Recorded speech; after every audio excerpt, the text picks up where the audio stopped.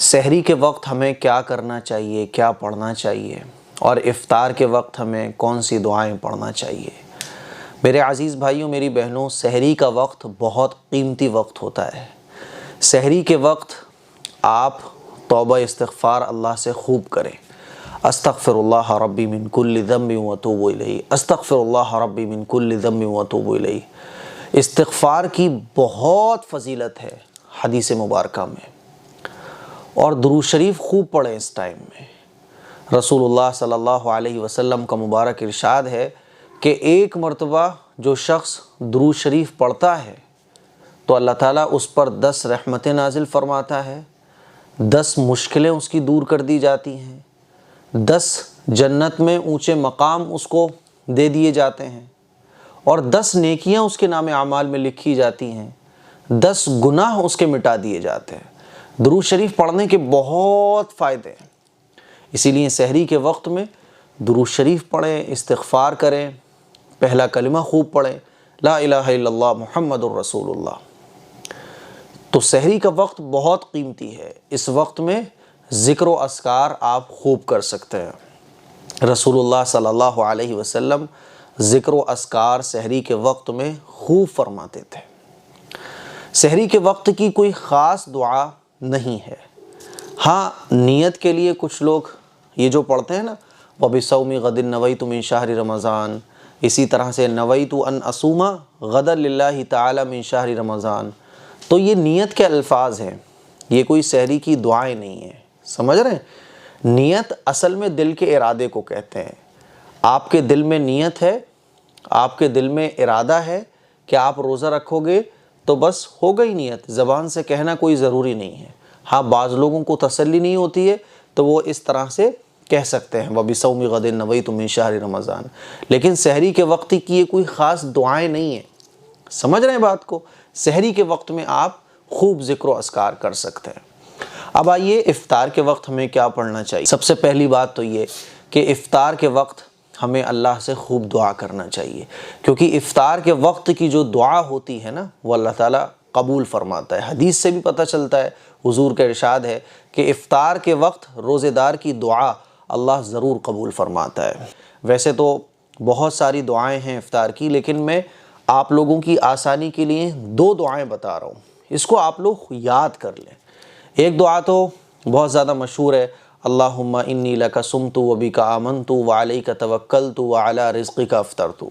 یہ دعا آپ پڑھ سکتے ہیں، جائز ہے، لیکن یہ دعا حدیث سے ثابت نہیں ہے۔ حدیث سے جو دعا ثابت ہے وہ کون سی ہے؟ اللہم لک صمت وعلی رزقک افطرت۔ یہ دعا حدیث میں ذکر کی گئی ہے، اسی لیے بہتر یہ ہے کہ آپ اس دعا کو یاد کر لو۔ آئیے وہ حدیث کیا ہے؟ حضرت معاذ رضی اللہ تعالیٰ عنہ سے روایت ہے کہ رسول اللہ صلی اللہ علیہ وسلم جب روزہ افطار کرنے لگتے تو یہ دعا پڑھتے۔ کون سی دعا؟ اسکرین پر آپ دیکھ سکتے ہیں، اللہم لک صمت وعلی رزقک افطرت۔ اے اللہ، میں نے تیری رضا کے لیے روزہ رکھا اور تیرے دیے ہوئے رزق سے روزہ افطار کیا۔ تو اس دعا کو ہمیں پڑھنا ہے افطار جب ہم شروع کریں تب، ٹھیک ہے؟ اور جب افطار ہم کر چکیں اس وقت ہم کون سی دعا پڑھیں؟ حضرت ابن عمر رضی اللہ تعالی عنہما فرماتے ہیں کہ نبی کریم صلی اللہ علیہ وسلم جب افطاری تناول فرما لیتے تو یہ دعا پڑھتے، جب حضور افطاری کر لیتے تھے تو یہ دعا پڑھا کرتے تھے۔ کون سی دعا؟ اسکرین پر آپ دیکھ سکتے ہیں، ذہب الظمأ وابتلت العروق وثبت الاجر انشاء اللہ۔ اس دعا کا ترجمہ ہے، پیاس بجھ گئی اور رگیں تر ہو گئیں اور اللہ کے حکم سے اجر ثابت ہو گیا۔ تو یہ افطار کرنے کے بعد ہمیں پڑھنا ہے، جب ہم افطار کر چکے اب اس دعا کو آپ پڑھیے گا۔ میرے عزیز بھائیوں، یہ دعائیں ہیں جو رسول اللہ صلی اللہ علیہ وسلم سے ثابت ہیں، اسی لیے ان دعاؤں کو ہم لوگ یاد کر لیں۔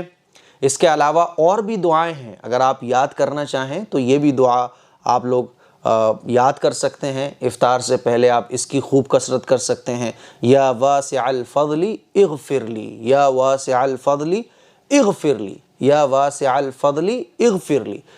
افطار شروع ہونے سے پہلے آپ اس کا ورد رکھ سکتے ہیں۔ اسی طرح سے یہ دعا بھی ہے افطار کے وقت کی، اللہم انی اسألک برحمتک التی وسعت کل شیء ان تغفر لی۔ اس دعا کا ترجمہ ہے، اے اللہ میں آپ کو آپ کی اس رحمت کا واسطہ دے کر سوال کرتا ہوں جو رحمت ہر چیز پر وسیع ہے، کہ آپ میری مغفرت فرما دیجئے، ٹھیک ہے۔ اور جو دوسری دعا ہے، یا واسع الفضل اغفر لی، اس کو آپ خوب پڑھ سکتے ہیں۔ اس کا ترجمہ ہے، اے بے پناہ فضل اور احسان کرنے والے میری مغفرت فرما۔ تیسری دعا ہے، الحمدللہ الذی اعاننی فصمت ورزقنی فافطرت۔ تمام تعریفیں اللہ کے لیے ہیں جس کی مدد سے میں نے روزہ رکھا اور جس کے عطا کردہ رزق سے میں نے افطار کیا، ٹھیک ہے۔ ایک دعا یہ بھی ہے۔ تو یہ افطار کے وقت کی کچھ مسنون دعائیں تھیں جو میں نے آپ لوگوں کی خدمت میں پیش کی۔